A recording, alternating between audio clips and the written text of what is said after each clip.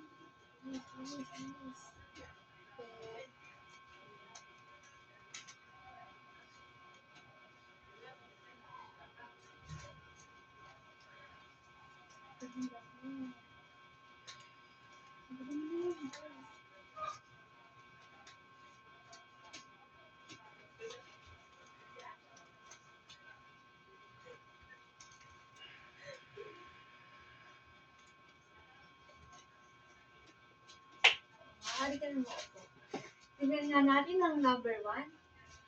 Si Archduke Franz Ferdinand. Tama, ito ay may kinalaman sa ating panibagong aralin. Ngayon ay dumako na tayo sa ikalawang bilang.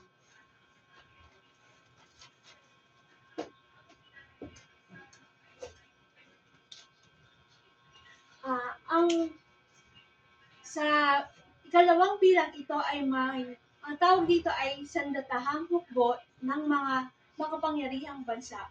Maaari mo ba itong sagutin, Kathleen?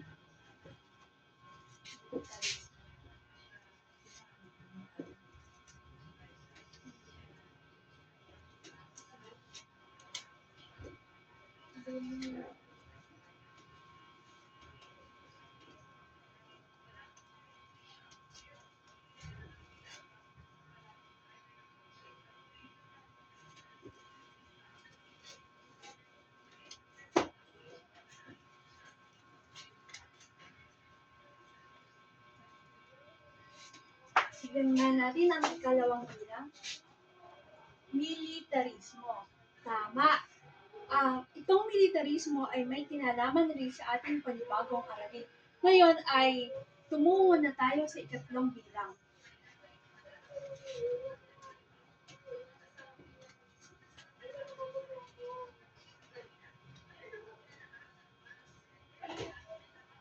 Ang clue sa ikatlong bilang, ito ay ang mga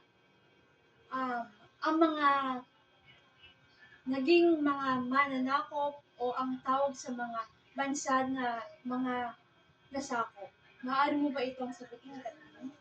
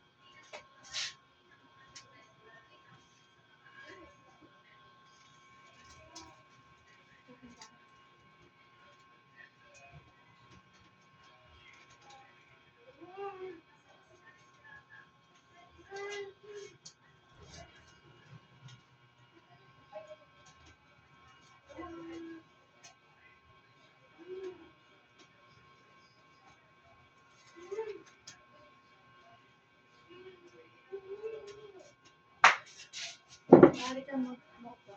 Tignan nga natin kung tama ang kasagutan ni Catherine. Imperialismo.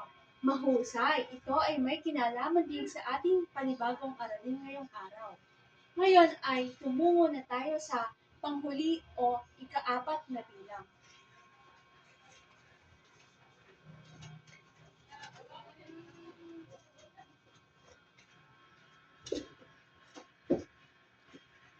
Upang mahulaan nyo, ang clue sa ikahuling bilang ay ang mga samahan ng mga bansa. Maaari mo ba itong sagutin, Katin?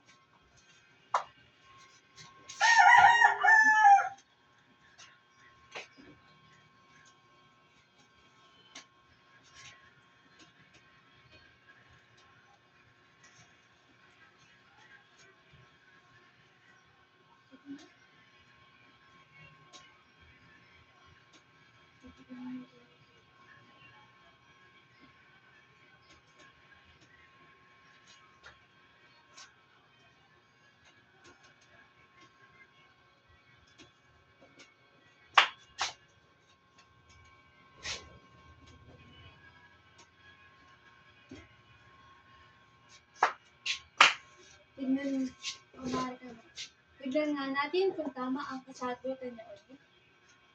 Alyansa. Tama. Ang lahat ng mga salitang ito ay may kinalaman sa ating panibagong aralin ngayong araw.